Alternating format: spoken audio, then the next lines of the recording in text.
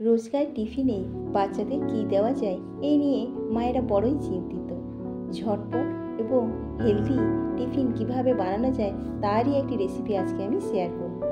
নমস্কার, আমি সুজাতা রান্নাঘরে সবাইকে স্বাগতম। তো চলুন শুরু করা যাক। তো এর জন্য আমি নিয়ে নিয়েছি মাঝারি সাইজের সেদ্ধ একটি আলু। সেটাকে আমি ভালোভাবে ম্যাশ করে নিয়েছি। তাতে দিয়ে দিয়েছি পরিমাণ মতো লবণ আর দিয়ে দিয়েছি 2 টেবিল চামচ আটা। আপনারা এখানে ময়দাও ব্যবহার করতে পারেন।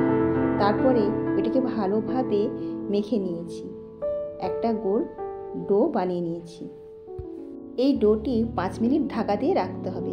তারপর একটি বাটিতে নিয়ে নিয়েছি 1 চামচ টমেটো কুচি, 1 চামচ বিনস কুচি, 1 চামচ বিটরুট আর নিয়েছি 2 চামচ ফুলকপি আর দেব পিঁচা মশলা আর ওতে দিয়ে দেব পরিমাণ মতো নুন।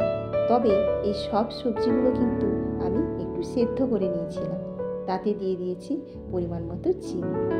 এইবারে ওইটাকে ভালো করে আমি চটকে নেব। আর ওতে দেব 1 চামচ গ্রেট করা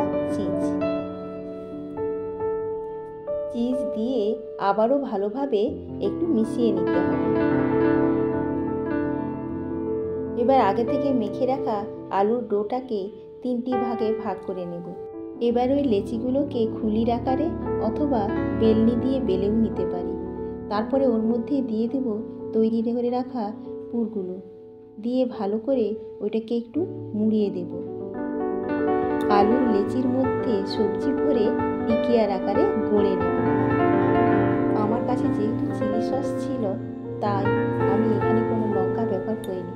আপনারা চাইলে লঙ্কা বা গোলমরিচ ব্যবহার করতে পারেন, তবে বাচ্চাদের কথা ভেবেই আপনারা ব্যবহার করবেন। আর এই টিফিনটি খুব তাড়াতাড়ি তৈরি হয়ে যায় আর এতটাই মুখরোচক খেতে যে বাচ্চারা খুব মজা করেই খাবে। তো আপনারা যদি পারেন বাড়িতে অবশ্যই বাচ্চাদেরকে এরকম একটি টিফিন বানিয়ে দেওয়ার চেষ্টা করবেন। আমার এটি তৈরি করতে সময় লেগেছে মাত্র 15 মিনিট এবং এটা খুবই একটি হেলদি ফুড।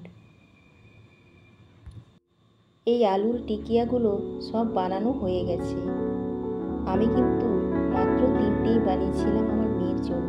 আপনারা সবাই কিন্তু বাড়িতে এটা বানিয়ে খেতে পারেন ব্রেকফাস্টের জন্য।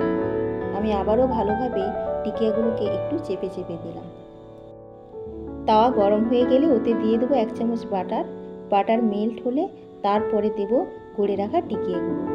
গ্যাসের আঁচ কিন্তু রাখতে হবে লো ফ্লেমে।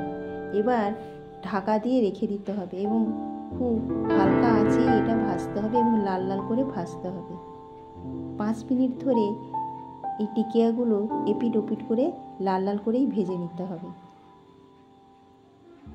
বেশ খানিকক্ষণ ধরে এইভাবেই আমি ভেজে নেব। দেখুন টিকিয়াগুলো কি সুন্দর ভাজা হয়ে গেছে। সস দিয়ে এই টিকিয়াগুলো খেতে খুব ভালো লাগবে। আমার আজকের রেসিপিটি যদি ভালো লেগে থাকে তাহলে অবশ্যই লাইক, কমেন্ট, শেয়ার করবেন আর সাবস্ক্রাইব করতে ভুলবেন না। নমস্কার।